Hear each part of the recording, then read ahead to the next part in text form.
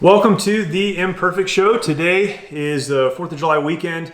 If you watch the Imperfect Show regularly, you know that last week we recorded kind of our 4th of July show. So you'll be getting this after the 4th of July weekend, but this is what we're thinking about this weekend. And we wanted to take just a couple of minutes. This is a much shorter show than normal, but we wanted to take just a couple of minutes and talk about gratitude and how important it is to be grateful for the things that you have. And at this time in our country's history, coming into a holiday where we celebrate our independence, we really need to step back and look at things objectively.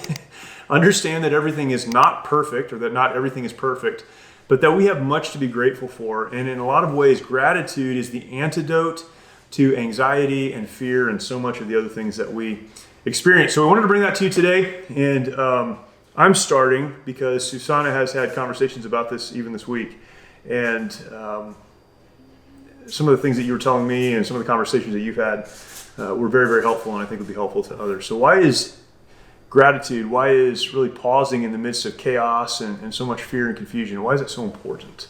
I think during a time like this, it's really easy to get caught up in all the maybe things that we look at as negative things that are happening.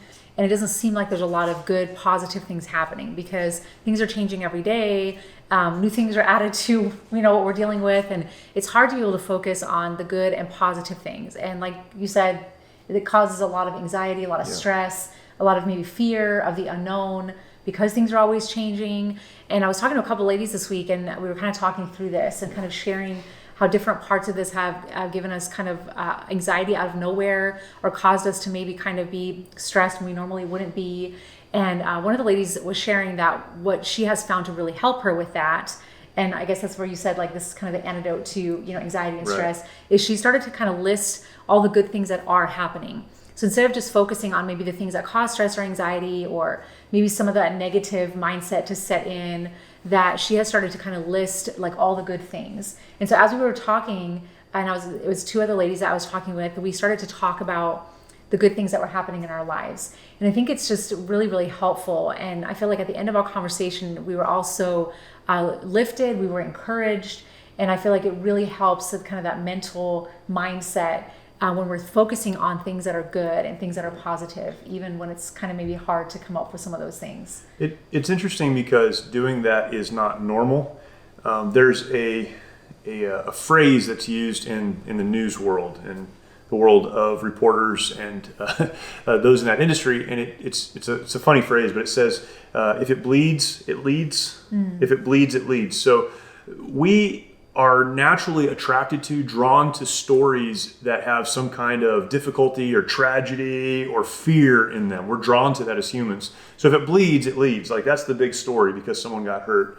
And 1,000 good things could be going on, but if one bad thing has taken place, that's what we're told is happening.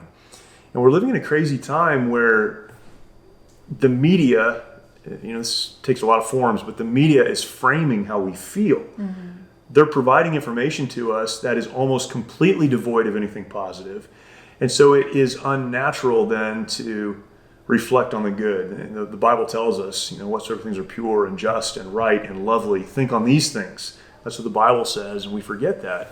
So how do you fight against the natural urge to gravitate toward the negative?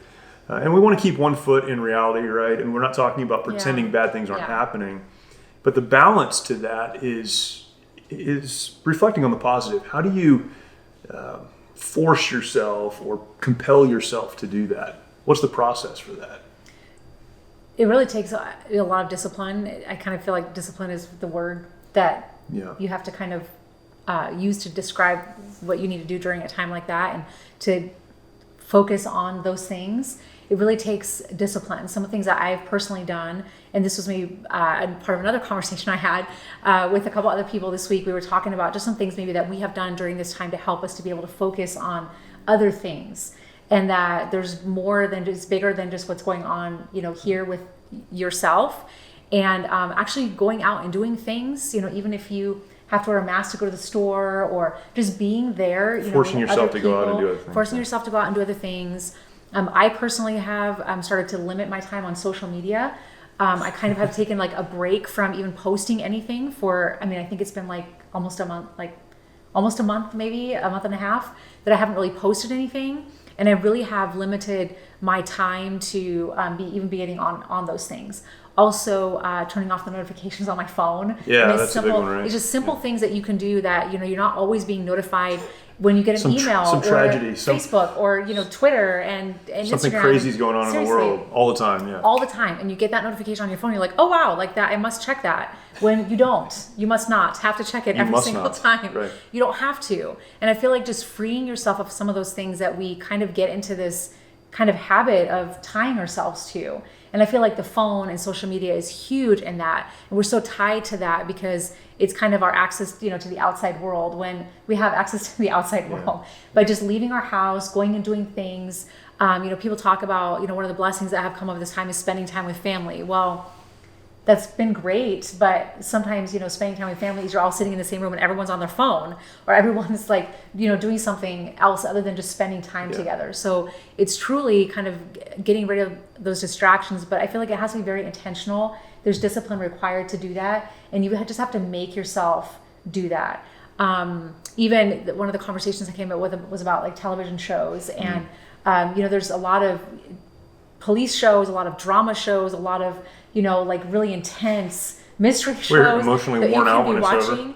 And you could come to the other side of that and feel like depressed and worse than you did when you. And so even just the things that you are putting in as far as music and TV shows that you're watching, keeping them lighthearted and positive and encouraging.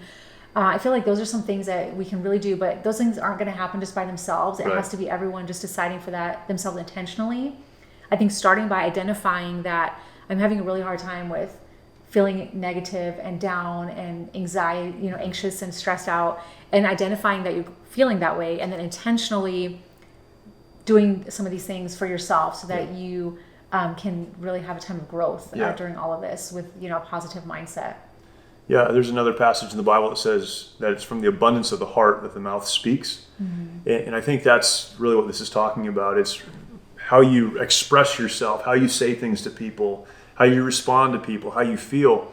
It comes from the inside. Mm-hmm. And if you're feeding yourself, just like in a physical sense, you're feeding yourself with junk all the time, then that's what you're going to be expressing all the time as well. Mm-hmm. And it's important that you're putting the right things in and not just grazing on the field of chaos that we're all wandering through right now. And I think another scripture that's come to mind for me during this is in Philippians 4:8, where it talks about whatever things are good and just and right and noble and lovely and pure. Those are the things that we should be thinking about. Mm-hmm. And so that's kind of what came to mind the other day when I was talking to those ladies. And really that's what it is. Those are the things that we should be, all the good things and the right things. And there's so much of that that's happening right now that we're not really focusing on. But I think it's because we're not allowing ourselves to focus on that. Yeah, that's right. It's very, very important that you step back and realize that we have much to be grateful for. And just as last week we said, no one can take freedom away from you. You can give it up, but it can't be taken away from you. Liberty, your movements can be restricted. There's a lot of things people can impose on you, but they can't take away your ability to be who God created you to be. And so it is with joy, and it is with happiness and contentment and peace. No one can remove those things from you, but you can give them up if you choose to. So you have to be very intentional about putting the right things in, reflecting on all of the good that you have in your life. For us, we have a wonderful family that we enjoy spending time with, and we're blessed to live in a place that we enjoy and to go to a church that we're very thankful to be a part of. There's so much good and so many blessings in our life that it's easy to forget if we're just completely consumed with what's happening around us. Yesterday was the 4th of July for us, and we live pretty close to the beach, and so we were down at the beach, and while we were at the beach, I was standing there talking to a couple folks, social distance of course, and we were talking about this craziness of the world, and meanwhile we're at the beach and it's incredibly beautiful, and it's crazy, it's so counterintuitive, but it is possible to forget just how amazing the experiences that we have and the life that we live and the things that we get to do really are if we've got our backs turned, kind of in a sense to the beach and to the good things that are going on.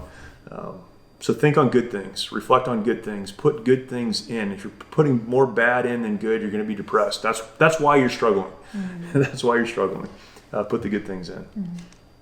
And even finding other ways to connect. During this time of social distancing, I was at the grocery store in line behind this man the other day, and he was talking to the cashier about his wife, she's a nurse, and he said we haven't gotten to see her very much, and she's having to wear her mask all day, and it's just been really trying for them as a family to kind of have that, maybe even social distancing happening inside their house, and just how his wife's been struggling and all of that. But even finding kind of, I guess, creative ways in even that kind of a situation to connect with people. Yeah. And I just watched these two men have this conversation, and the cashier was able to be an encouragement, to this other, this man who's kind of having a difficult time and expressing that to him. And even just finding creative ways in wherever you are placed, wherever God puts you, to encourage others and to find ways to connect with people, even during a time like this, can be an encouragement to ourselves too, because I'm sure that cashier was left encouraged by the fact that he was able to encourage someone else.